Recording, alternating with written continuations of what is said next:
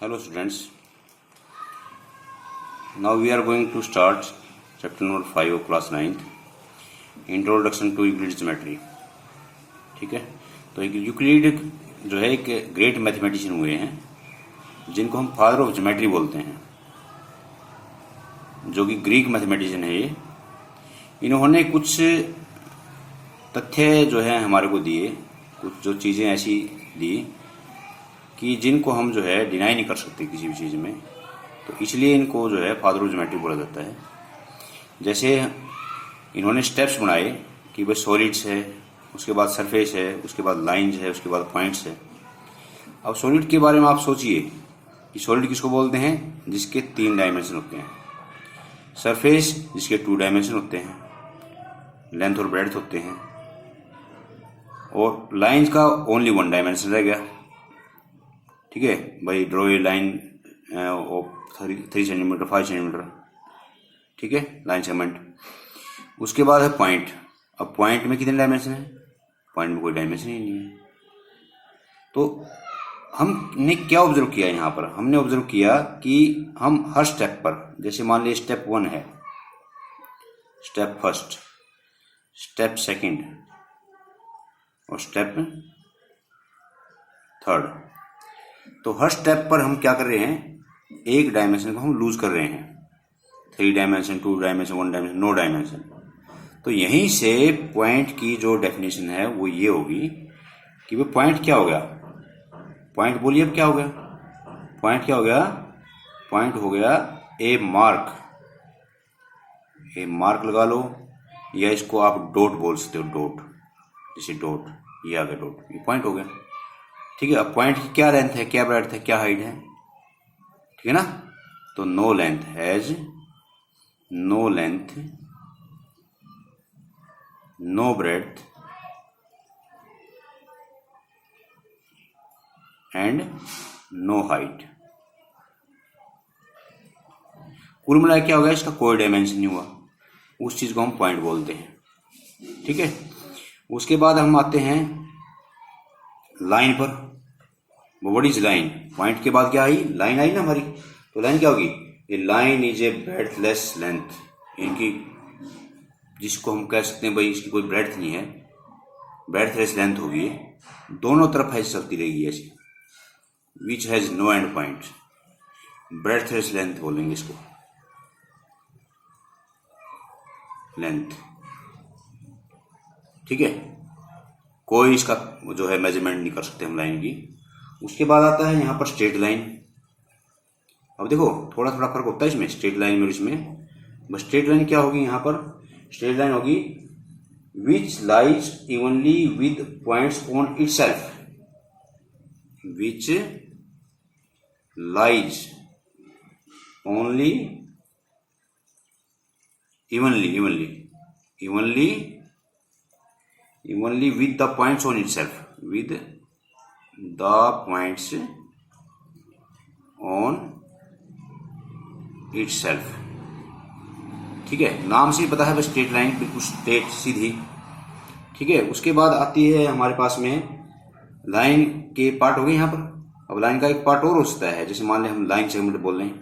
Line segment, line segment क्या हो गया? लाइन सेगमेंट किसी लाइन में से अगर हम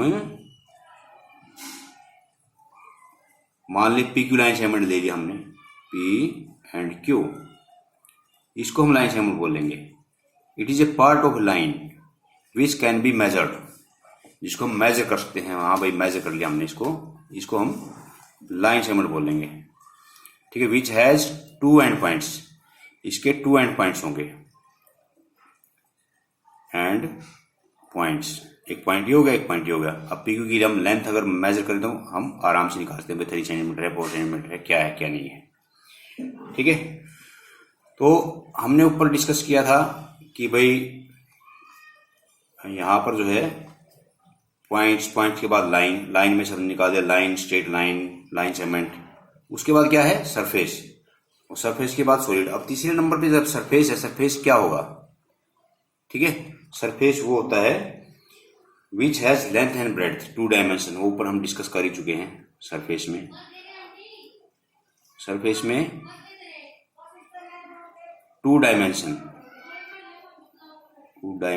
हो गए, जो कि लेंथ एंड ब्रेड्थ के रूप में हो गया, ब्रेड्थ के रूप में, ठीक है, लेंथ और ब्रेड्थ के रूप में हो गए, राइट। उसके बाद आता है हमारे पास में प्लेन सरफेस। अब सरफेस भी कई तरह कहते हैं ना, कर्व्ड सरफेस हो गया, प्लेन सरफेस हो गया, ठीक है। तो प्लेन सरफेस क्या हो गया, which evenly with the straight line on itself, जिसके ऊपर हम स्ट्रेट लाइन खींच सकते हैं, उसको हम प्लेन सरफेस बोलते हैं। प्लेन सरफेस किसको बोलते हैं, ठीक है, with straight lines on itself, with straight lines on itself. आप डेली जो है यहाँ पर प्लेन सरफेस के रूबरू होते हैं। जैसे ब्लैक बोर्ड पे हम सीधी लाइन लगा सकते हैं, पेपर पर हम सीधी लाइन लगा सकते हैं, नोटबुक जो हमारी बुक है उस पर लाइन लगा सकते हैं। जिस पर हम कोई लाइन ड्रॉ कर सकते हैं उसको हम प्लेन सरफेस बोलते हैं, ठीक है। तो ये चीजें हैं कुछ यहाँ पर। तो ये सारी की जो डेफिनेशन है छोटी छोटी पॉइंट की है, लाइन की है, लाइन सेगमेंट की है, स्ट्रेट लाइन की है, और लाइन सेगमेंट की है, सरफेस की है, एटसेट्रा। तो ये सारी जो डेफिनेशंस हैं ये यूक्लिड की देन है, इसलिए उनको जो है फादर ऑफ ज्योमेट्री बोला जाता है। अब कुछ चीजें ऐसी आएंगी आपके सामने जिसने कि जो है आपके लिए पहली दफा सुनाई देंगी। जैसे एक्जिम है, एक्जिम क्या होता है, ये एक मैथमेटिकल स्टेटमेंट होती है, ए मैथमेटिकल स्टेटमेंट्स,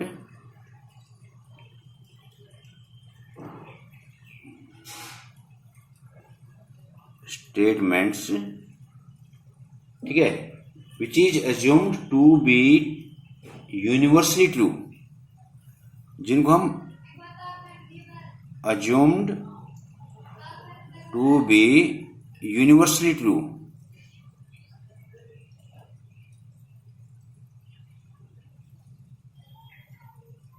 ठीक है, जिनको किसी प्रूफ की जरूरत नहीं पड़ती, नो नीड ऑफ प्रूफ। भाई जो कहा गया मान लिया हमने, ठीक है, तो उसको हम एक्जिम बोलते हैं। जो बोल दिया तो वो बोल दिया, एक्जिम हो गए वो, ठीक है। No specify to geometry. तो आगे है थ्योरम, ऐसे ही वर्ड आपको थ्योरम मिलेगा। 3 जो है चीजें ऐसी, एक पहले नंबर पे एक्जिम हो गया, दूसरे नंबर पे जो है ये थ्योरम हो गया। थ्योरम भी 9th क्लास में आप पहली बार सुनोगे। और तीसरे नंबर पे हो गया है कि पोस्टुलेट्स। अब थ्योरम भी ट्रू स्टेटमेंट होती हैं, लेकिन इनको प्रूफ की जरूरत पड़ती है लॉजिकली, ठीक है। तो ये भी मैथमेटिकली स्टेटमेंट होती हैं,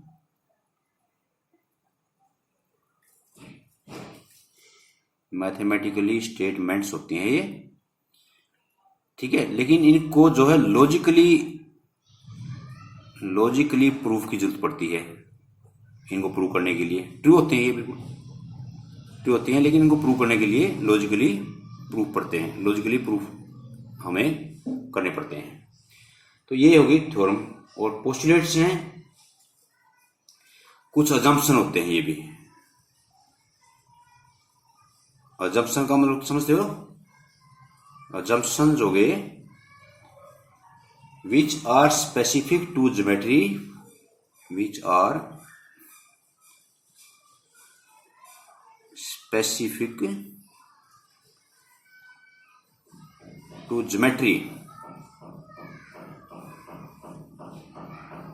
geometry, are known as postulates, ठीक है। तो ज्योमेट्री के लिए जो है स्पेसिफिक होते हैं ये। तो अब हम सबसे पहले अगर मान ले एक्जिम की बात करें तो यहाँ पर यूक्लिड ने 7 एक्जिम हमें दिए हैं, 7 एक्जिम्स, जिनको जो है यूक्लिड एक्जिम बोला जाता है। यूक्लिड्स 7 एक्जिम, ये पूरा जो है यूक्लिड्स 7 एक्जिम हो गया। तो इसमें 7 एक्जिम कौन कौन से हो गए? पहला ये हो गया things which are equal to the same thing, which are equal to the same thing are equal to one another. ये मैं लिखूंगा कम, समझाऊंगा ज्यादा। Things which are equal to same thing, एक चीज मैंने लिख दी यहां पर, are equal to each other, each other, ये चीज आ गई। तो पहला एक्जिम है, इसकी बातें क्या है? Things which are equal to same thing, कोई भी चीज आ गई, जैसे मान लिया एक्स इक्वल टू वाई आ गया and Z also equal to Y आ गया, तो थिंग्स कौन सी होगी? एक्स एंड जेड होगी। किसके इक्वल है? ये वाई के इक्वल है, ये भी वाई के इक्वल है, ये भी वाई के इक्वल है। इसका मीनिंग क्या हुआ कि this implies X equal to Z है, ठीक है।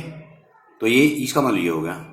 अब दूसरी चीज है ऐसे ही कि if equals are added to equals then wholes are equals.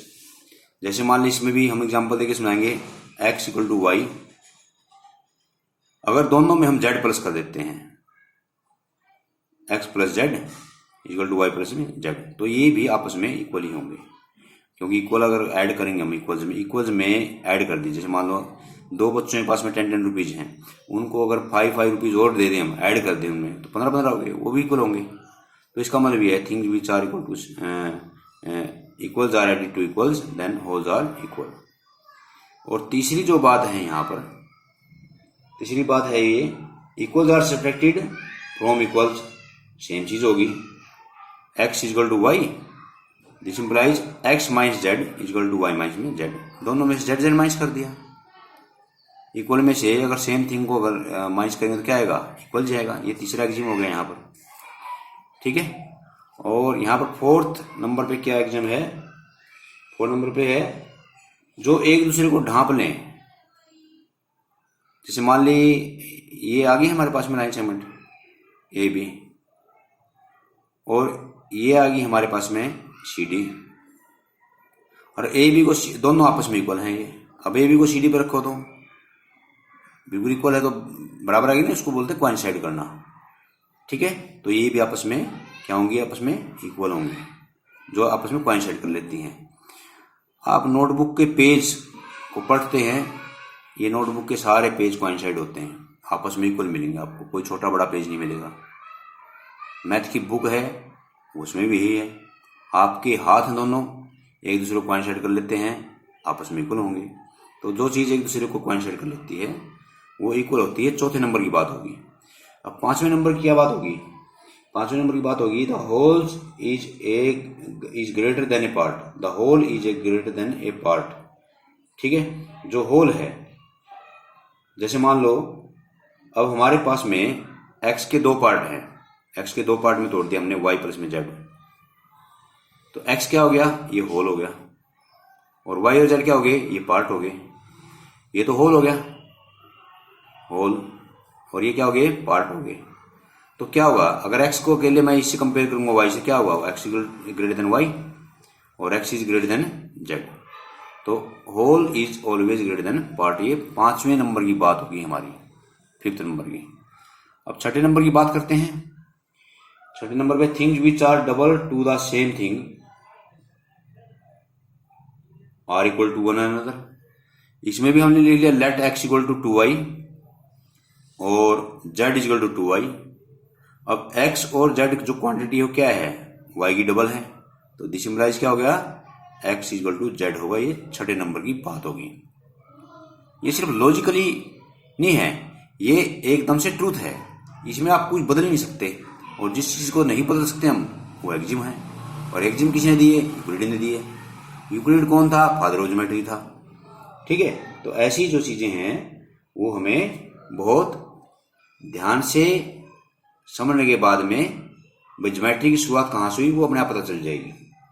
तो सेवंथ चीज है कि things which are half of the same thing. सारी चीजें ऐसी ही बता दी, जैसे मान लें z इज बाई 2 आ गया और y equal to also z by 2 आ गया, तो x किसके इक्वल है? z बाई 2, इनके एक्स जो है 5 kg के इक्वल है और वाई भी 5 kg के इक्वल है, तो इसका मतलब एक्स और वाई क्या हो गए, आपस में इक्वल हो गए कि नहीं हो गए, तो एक्स इक्वल टू वाई हो गए।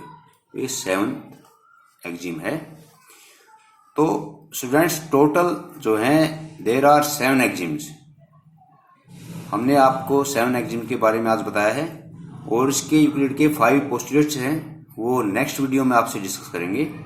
उसके बाद आप देखना ये चैप्टर इतना छोटा है और इजी है कि बहुत अच्छी तरह से आपको समझ में आएगा। और मैं आशा करता हूँ कि आज भी आपने पूरे ध्यान से समझा है और कोई भी चीज़ है वो ध्यान से ही समझनी पड़ेगी। ठीक है, ओके, थैंक यू।